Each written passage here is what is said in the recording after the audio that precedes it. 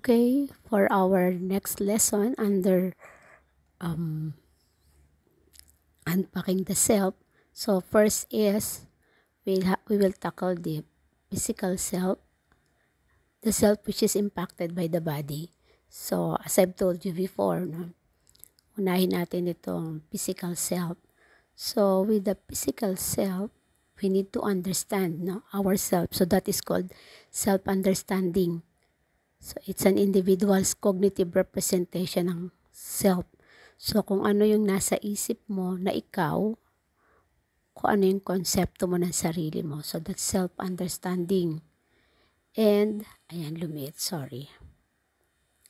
So since this is physical, we'll start with your, the period of rapid changes, no? Rapid physical changes. At ito is during your pubertal stage. So during puberty, maraming pagbabago, physical, emotional, cognitive, social, and spiritual. So that is why I'll hold you responsible for the different physical changes during the puberty. So alam niyo na naman yan, So kailangan mabasa niyo yan, Kasi because during this puberty stage, so nagbabago ang boses, nagbabago ang katawan, lahat, and even the reproductive organ. Bakit kaya? Kasi po, piniprepare tayo, lalong-lalo na mga babae, for childbearing. Kaya mas malaki yung kanilang balakang. So, I'll hold you responsible for these physical changes in girls, and then the physical changes in boys. So, basahin nyo na lang siya, ha? That is self-explanatory. Okay. So, ano daw ba yung impact ng culture on body image and self-esteem? Ano ba talaga importance ng beauty? Okay, di ba nauso ngayon, body shaming, angeloxin. Ano yan? Tumaba kasi kain ng kain, nanonood lang ng TV. Alright, so tingnan natin. Do you agree or do you disagree? Ito yung tanong. A significant aspect of culture that strongly influences adolescents who are in a face-to-face encounter with their physical selves is how their culture conceptualizes beauty. Niniwala kayo? Kasi depende, no? Sa kultura natin, ang maganda pagka mga mala-Barbie ang katawan. Yun ang mga sexy. Pero sa Amerika, ang sexy yung, lalo sa babae, yung malaki yung muscle sa legs at saka, excuse me, may buhok ang kilikili. Diba? So, depende sa kultura yung tingin natin ng sexy. Medyo na westernized na tayo Okay? So, agree or disagree sa sinabing yon? Another, beauty is what social media dictates. What fashion models look like and how his favorite celebrity dresses and behaves. So, yung beauty para sa, lalong sa mga bagets ngayon ay kung ano yung dinidikta dun sa social media sa napapanood natin. So, ganito ang pormahan. So, parang nagiging standard yung kanilang forma na parang pag hindi mo nasabayan yung ganung forma, baduy ka. Agree or disagree? Okay. Yan, may video pa nga to, kaya lang hindi siya mapanood dito sorry. Okay. Let's look at the factors that affect the perception ng physical self. Pag titingin ka sa salamin, ano ba mga dahilan? Ano mga tinitingnan mo? Paano mong naiisip? Paano mo napiperceive ang physical mo kaanyuan? Una is the personal factor. So, syempre, kung ikaw yung tipo ng taong mahilig magsiyasat, yung lagi ko sinasabi sa inyo, introspection, Chinecheck yung sarili, tinitingnan, inoobserbahan yung kanyang sarili, lalong-lalo yung kanyang internal state, mental and emotional. And kaya meron siyang tingin sa kanyang sarili kung paano niya tinitingnan. Iba naman, ang gamit ay self-perception theory. So, dito naman, kung ano yung internal state, it's difficult to interpret. People can infer their inner states by observing their own behavior. So, parang kagaya din itong nauna na introspection, self-reflection, So, kasi doon, siyempre, chinecheck mo yung sarili mo, sinisiyasat mo sarili mo. Dito naman, kung paano mong tinanggap, tiningnan ang sarili mo, pinerceive yung sarili mo, no? Kasi, may mga pagkakataon kasi, basta ang alam ko ganito ako, pakiramdam ko ganito ako. So, yun yung nabuong perception mo para sa sarili mo. And then, itong isa, yung self-concept, madalas, diba, pag titingin ka sa salamin, poging-pogi ka sa sarili mo, o kaya naman, gandang-ganda ka sa sarili mo, no?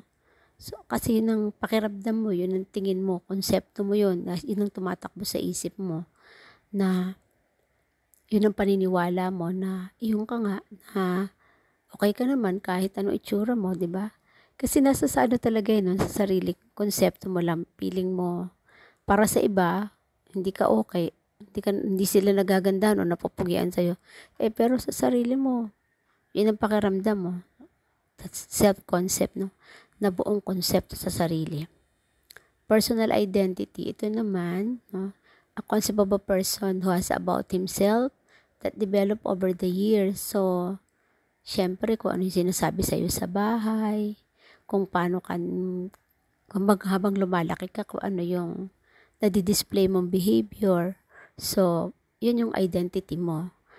Si Robert, ano yan, ganito yan. Si Susan, ano kasi yan eh. Ganito naman yan. So, di ba, meron kang identity. Personal ID mo yan. Sunod na factor natin titingnan, kasi yung una, yung una is personal factor, kung paano nating nabubuo ang pagkatao natin. Pangalawa, yung social factor. So, depende kung kanino ka naka-attach. Kasi with the attachment process and social appraisal, kung sino yung nagpalaki sa'yo, sino yung caregiver mo, doon ka na-attach. Tapos, minsan nagagaya mo kung anong magwali meron sila, kung anong, tsaka, depende rin, nabubuo yung pagkatao mo kasi naka-attach ka sa kanya. Tapos kung paano kanyang italagaan at paano niyang pinaramdam sa'yo na ganitong klase kang bata, parang lagi sasabi, ang bait mo naman talaga, kasi kaya kita mahal na mahal. Yung paulit-ulit na mga ganun. So parang, syempre ma-imbibe mo na mabait ka nga kasi yun yung laging sinasabi ng caregiver mo. So yung kabaliktaran nun, yun yung nakakaiyak. Diba? Pangalawa is maintaining, regulating, and expanding the self in interpersonal relationship. When we say interpersonal, no, kasi yun yung ikaw, nakikipag-ugnayan ka sa iba. So, habang patuloy yung pakikipag-ugnayan mo sa magulang, kapatid, mag-anak, barkada, no? So, patuloy yan. Sila yung nagdidiin ng, parang sila yung nagpapatunay na ganito ka nga klaseng tao o ganito nga klase ang ugali mo o ganito ka physically, yung kulit mo, no, nararamdaman nila, sila lagi mong kasama, so na-affirm ka doon. Okay? And then pangatlo, the looking glass self theory. Ito nadaanan na natin, di ba? With our sociologist, na syempre pag tumitingin tayo, nagre-reflect tayo, kumbaga parang yun nasa harapan natin. Kung ano man yung reaction nila, yun yung sinasalamin natin na, ay ba't kaya siya sumimangot? Siguro hindi niya ako type, hindi niya nagustuhan yung sinabi ko. So nag-looking glass self tayo without knowing na baka napasimangot lang pala siya dahil may masama siyang pakiramdam, pero na-interpret mo na. Kasi nga, sila ginagawa nating salamin. Okay, pang-apat, the social comparison, no? This is according to Leon Festinger. So, check mo lang, tandaan nyo lang lagi yung term, tandaan nyo rin yung pangalan.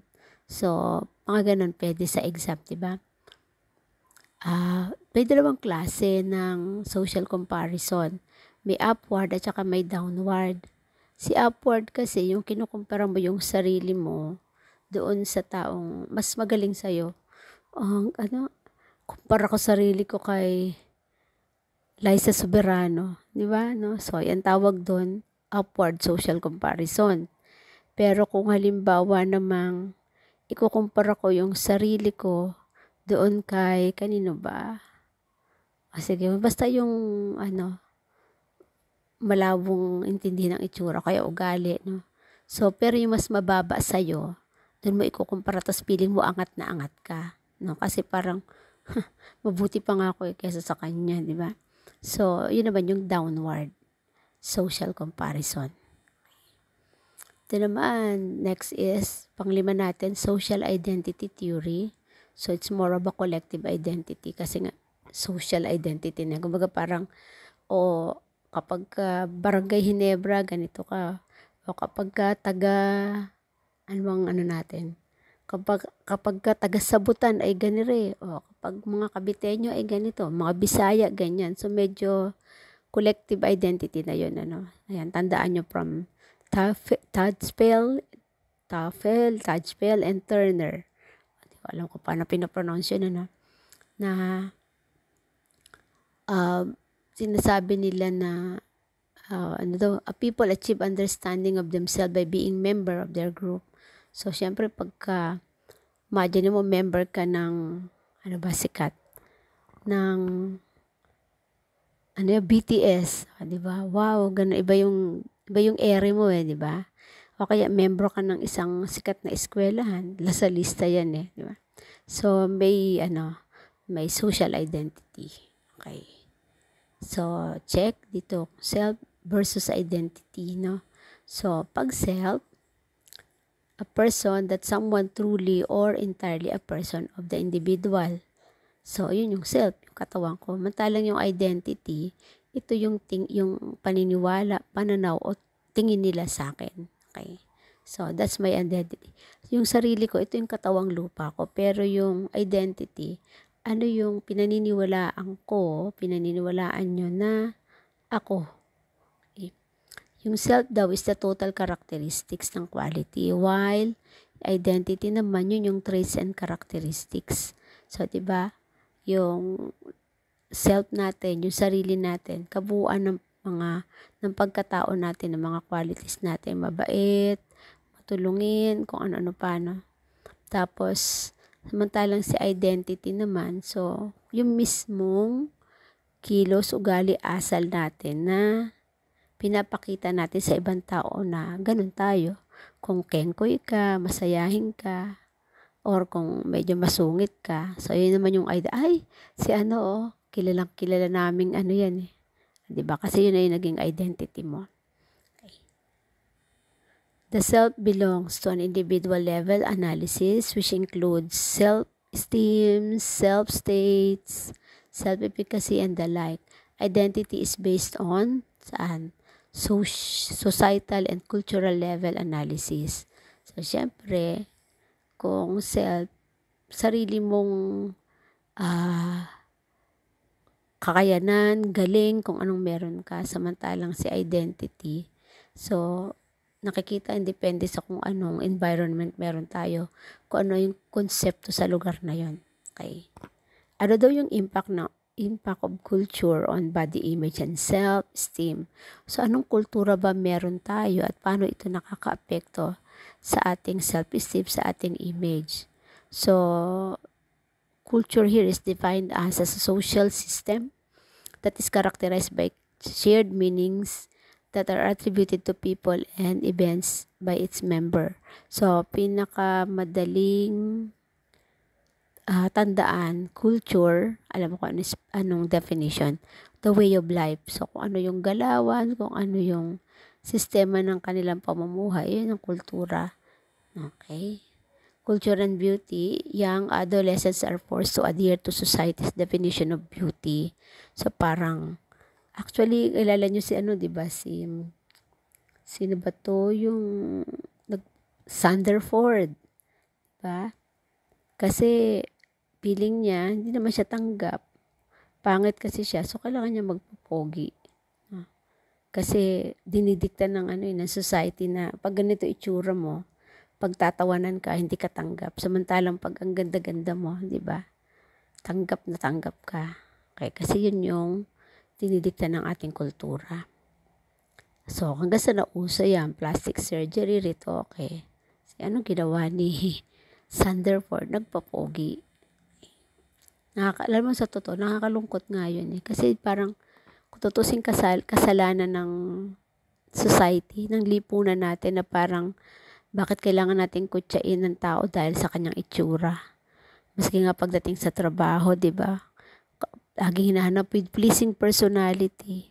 Paano naman kaming mga pangit? Di ba yung ganun? Wala tayong role sa mundo. Parang ganun, di ba? So, medyo hindi siya kaaya-aya. Okay. Ganito kasi yung konsepto ng mga Pilipino pagdating sa beauty. No? Meron tayong sakit na Eurocentrism. Tinawag kong sakit ito. No? Kasi tendency natin ito ay kailangan, kumbaga, ang interpretasyon natin ng lahat ng maganda, lahat ng magaling kapag European ang origin o Anglo-American yung halaga nito, no? So, ganun tayo kapag, America's number one, hindi naman. O kaya naman, wow, tawag dito, Louis Vuitton, mga ganun, mga tipong kailangan mga European product yung para mas iba yung dating, no? Tapos pati pagdating sa beauty, syempre, no? Kapag kasi ganito katatangos ang ilong, talagang deep-seated eyes, so iba na yung dating sa atin. Kasi nga, tendency natin, maliitin ang sarili natin at tingalain natin sila. So, ayan, Filipinos adhere to Eurocentrism. Kaya, ang nangyayari, we need to have fair complexion or mestiza looking. So, kailangan, kapag maitim ka, pag tatawanan ka, so nahiya ka lumabas, hindi ka kailangan mo na lang uminom ng galong-galong glutathione. Kasi pag maitim, hindi masyadong, diba? Nung pumunta sa CBSU yung mga Miss Earth candidate. Anong taon nga ba yun? Parang 2018 nagpunta sila dyan. Tapos, pansin mo talaga na yung medyo black na mga contest. 5 kasi silang pumunta para may 2 na medyo hindi puti. Iba yung sigaw ng tao dun sa mga maputi. Ganun no? So, parang hindi natin tanggap yung kayumangging kulay. Buti nga, malakas ang loob lang ni Venus Sara, di ba? Pero, ganun kultura natin hindi, pagka maitim, ba nang itim-itim naman yan? Di ka ba nakakita ng magandang maitim? Dami kayo. Tapos, dahil sa Eurocentrism natin, we need to have tall noses. Talagang tall, no? Yung, parang pagpango, pinagtatawanan ka. Pilipino naman tayo. Hindi tayo sila. Pero, nakabase sa European, yung idea natin, o konsepto natin ng beauty. And then, should be considerably slim and tall. Diba? Yung nga, parang mala Barbie ang dating. Pagka ganon, wow, diba? Kapag medyo plumpy, malaman, hindi na. Okay? So, ayan. Pati lalaki, may standard ng beauty rin, no? Diba? Anong una ba tinitingnan ng lalaki sa isang babae? No? Ayan. Alam nyo na. So, kung din, may standard din ng mga babae. Type nila. Ako, type ko yung tall, dark, and handsome ang mukha. Ganun So, kaya may personality at character. Yan. So, may mga standard ng beauty ang bawat isa. Tignan naman natin ang ano ba yung self-esteem at saka yung body image. So, kasi 'di ba, kapag kayo ay parang meron ka nagawang maganda tapos parang angat na angat yung sarili para pili mo, wow, parang hindi mo kailangan ipagyabang pero parang pakiramdam mo yung hindi mo mamaliitin yung sarili mo, no?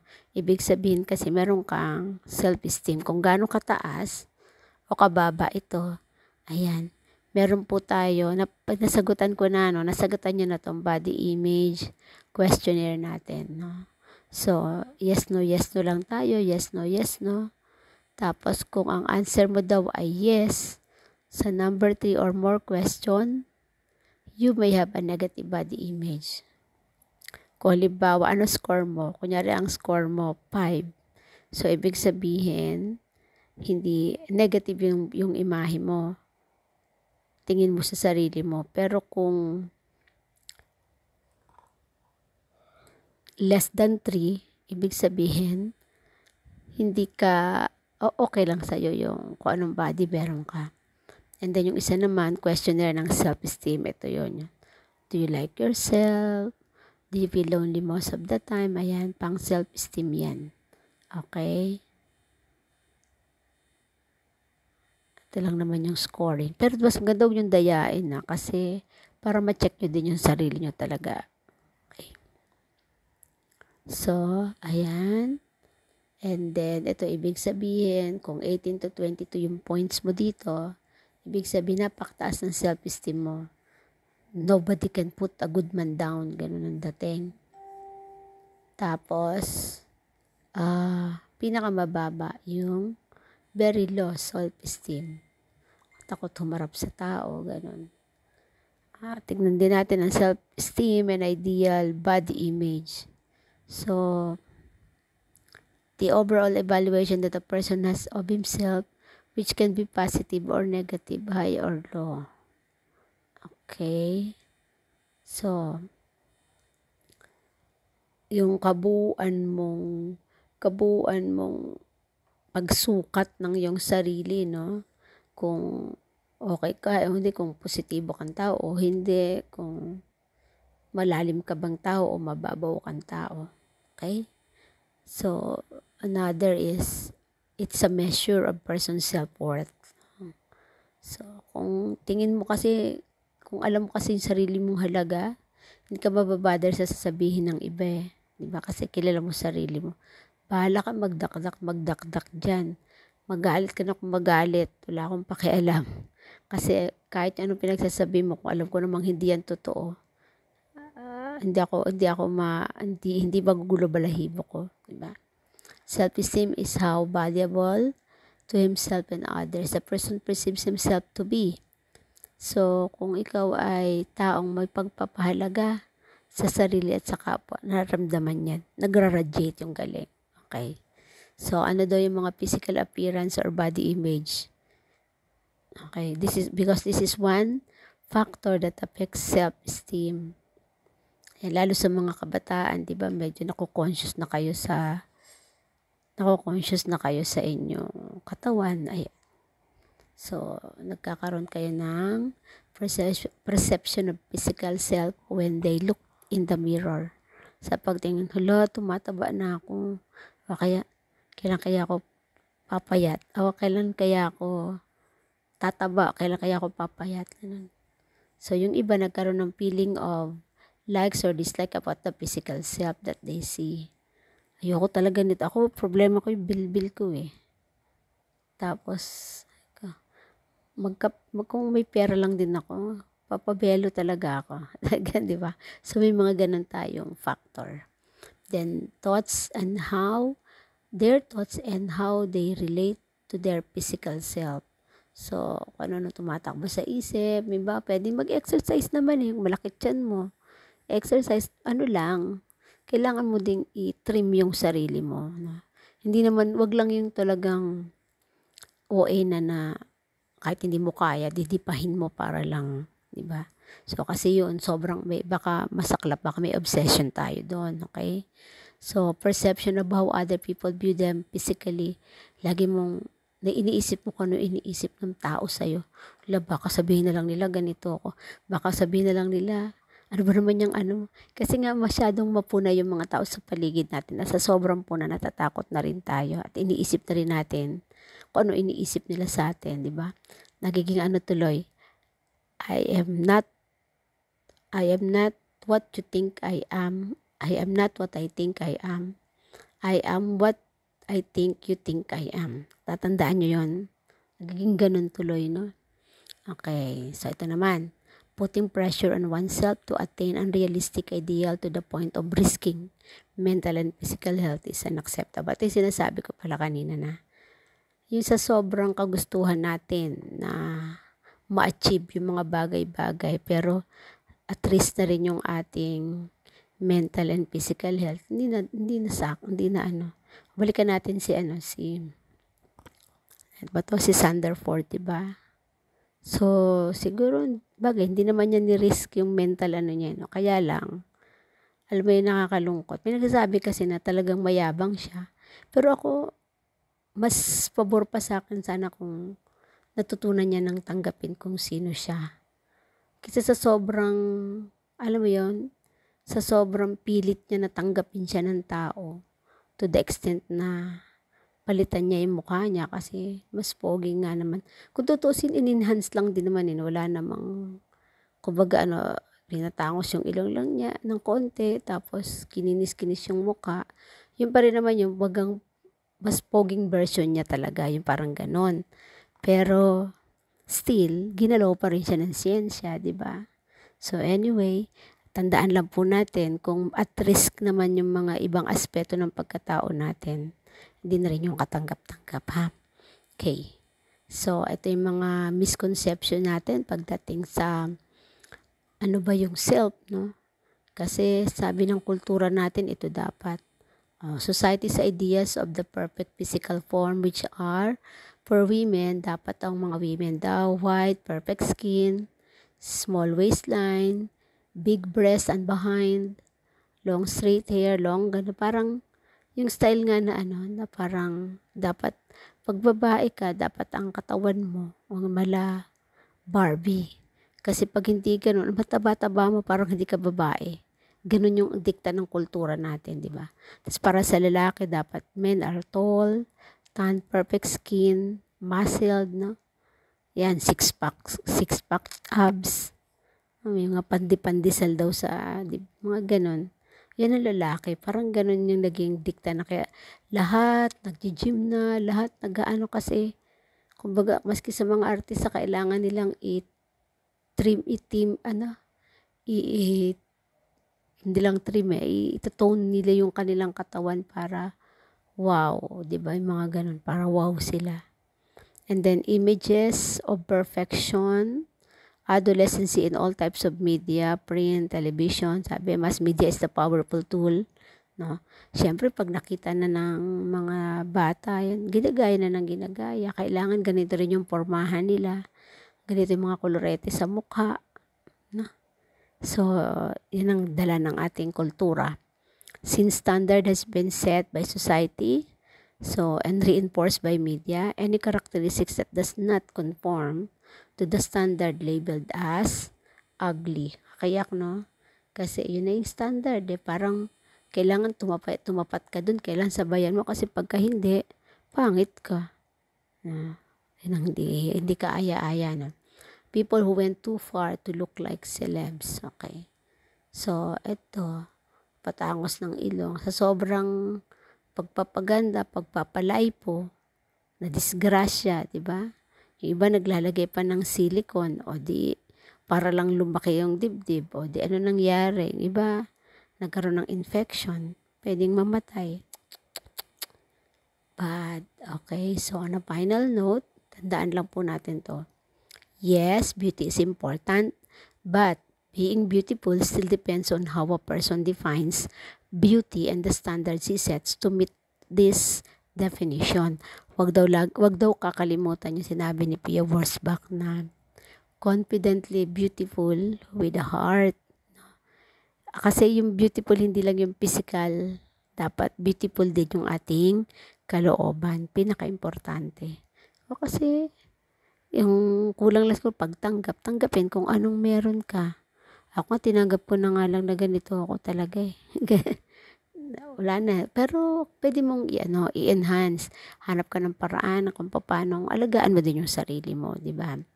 Okay, pero wag mo nang hangarin yung pinapangarap ko lagi na long-legged, yung mga tipong ma-Barbie doll. Kasi naging biktima rin ako noon na parang ang tingin mo sa beauty, ganun ang standard, only to find out hindi naman pala yun ang standard ng beauty. Diba? Dikta lang sa atin ang ating kultura. And it is a big mistake to base beauty on someone else's standard. People are different and each one is uniquely beautiful. Tama.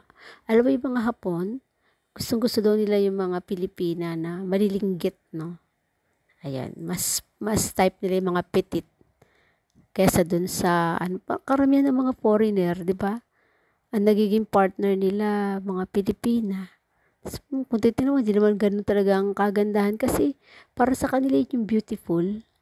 Ewan ko, bakit tayo iba yung natin, Bagay alam mo din, maski sa mga Vietnamese, iba yung medyo may konting, amoy na, kasi, para pala sa kanila, nagtataka sila daw sabi nila, bakit kayo mga Pilipino, lagi kayo lagay ng pabango? Kasi hindi sila mahilig sa pabango. Parang gusto nila yung natural nilang amoy. Samantalang tayo, di ba, mapawisan lang. Iba, o ay talaga liligo agad. O kaya, kailangan met maya may cologne, met maya may Sa kanila hindi ganun eh. Kasi yun ang konsepto natin ng, ang ganda mo nga, tapos iba-aboy ka naman. Parang ganun. Sa kanila hindi eh, no? So, talagang kanya-kanya tayo ng kulturang kinalakihan. Alright. This is Emma Watson. Kaya sabi niya, I truly believe that beauty comes from within. Kasi what's within you radiates kung ano yung nasa kalooban mo. Hindi man niya nakikita, nararamdaman yan. Okay? So that ends this lecture. At sana may natutunan tayong lahat. Okay? Saan na ba yan? I'll stop.